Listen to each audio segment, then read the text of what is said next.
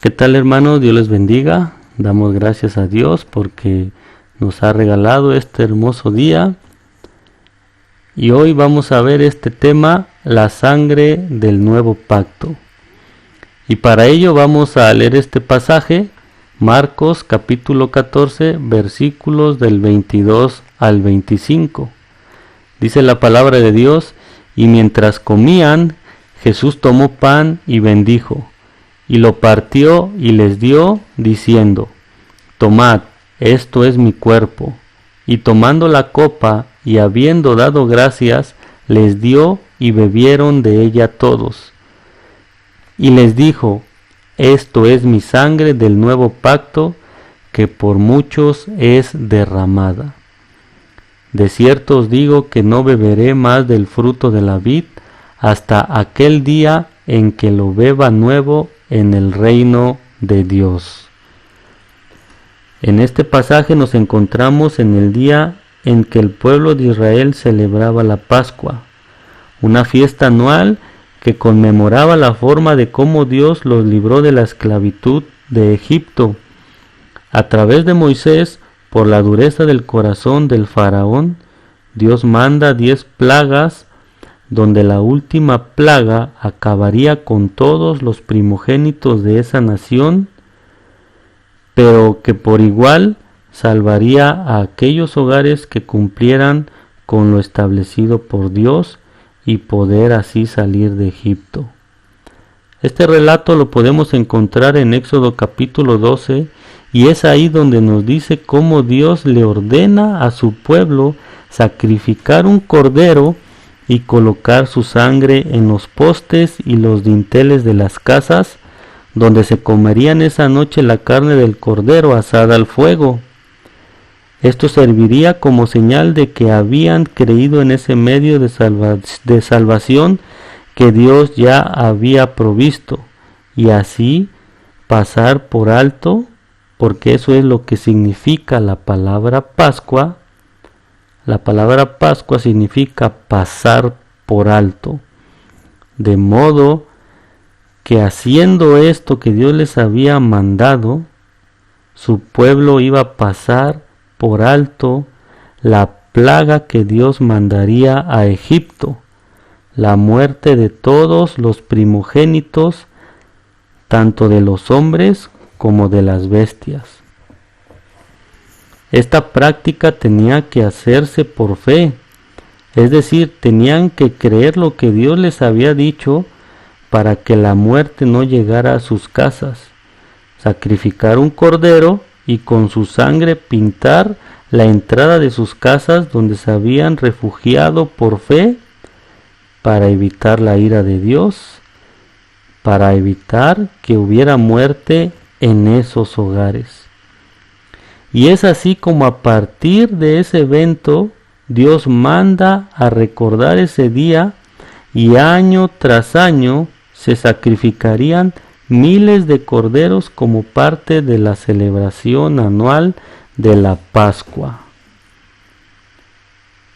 Y la celebración desde la primera Pascua, desde ese día, se fueron celebrando año tras año hasta que pasaron 1500 años y nos encontramos con este pasaje que acabamos de leer, donde está Jesús con sus discípulos en un aposento alto en Jerusalén, celebrando la última comida de Pascua divinamente autorizada.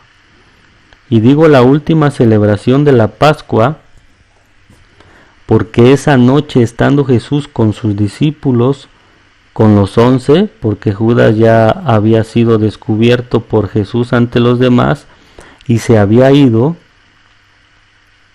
Jesús les hace ver que aquella primera Pascua, junto con todos los sacrificios que vinieron después para recordar aquel evento del Éxodo, solo era un símbolo que apuntaba a Él, al verdadero Cordero de Dios, y que además había sido anunciada por los profetas del Antiguo Testamento, y que estaba a unas cuantas horas de que Él diera su vida en rescate por ti y por mí.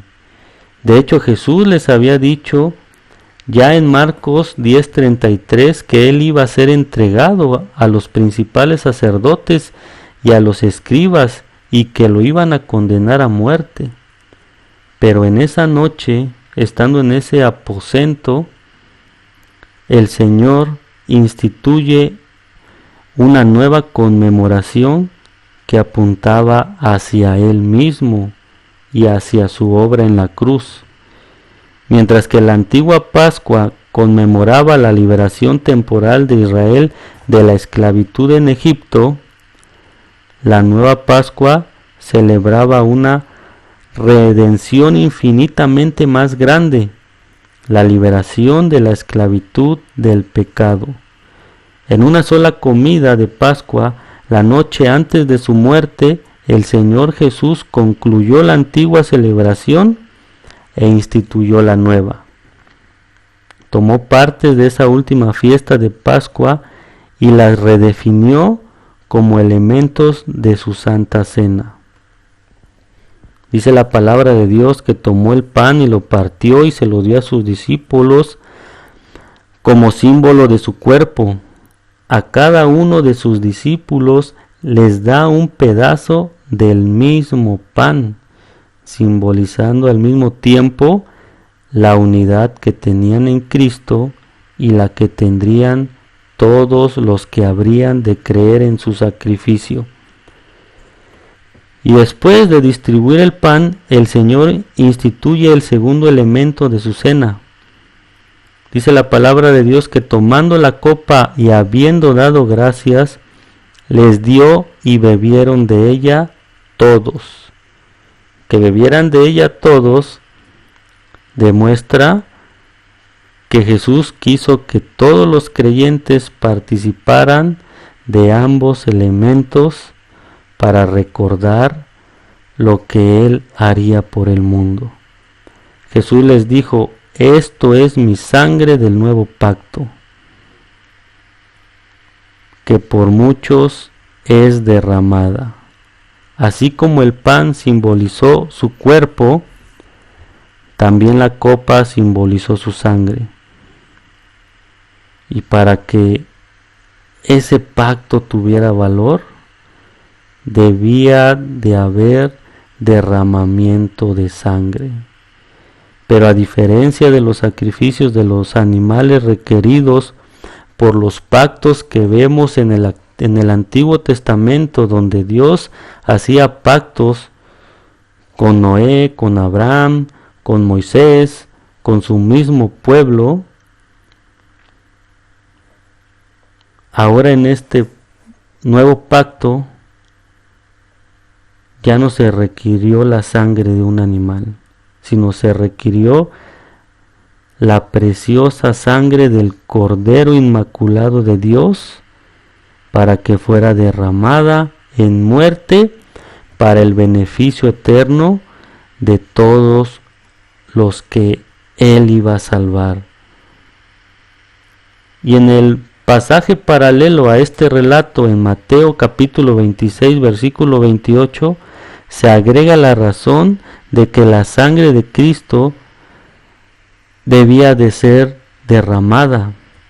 Ahí nos dice que la razón por la cual la sangre de Cristo debía de ser derramada era para la remisión de los pecados, para el perdón de pecados de muchos. El Señor Jesús murió en la cruz como el sustituto perfecto, llevando la culpa de todos los que creyeran en Él. Él soportó el castigo de la ira de Dios y satisfizo la justicia divina y ratificó el nuevo pacto de perdón y salvación. La muerte de Jesús constituyó el pago definitivo, por lo que ya no hay necesidad de más sacrificios de animales. Eso se demostró claramente al rasgarse el velo que cerraba la entrada del lugar santísimo. Al que no conoció pecado, por nosotros lo hizo pecado, para que nosotros fuésemos hechos justicia de Dios en él.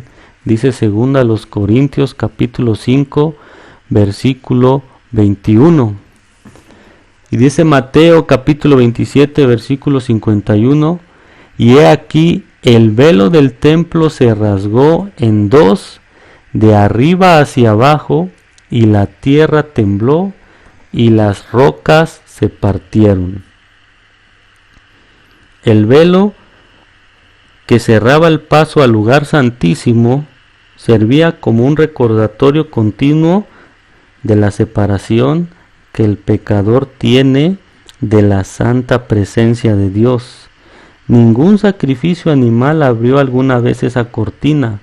No obstante, la tarde de ese viernes, Dios demostraba que por medio del sacrificio del Cordero de Dios, la obra de la expiación simbolizada por muerte de animales había concluido.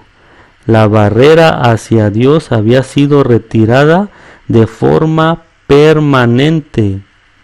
Eso quiere decir que el acceso a la presencia de Dios ahora estaba abierto a través de la obra consumada de Cristo.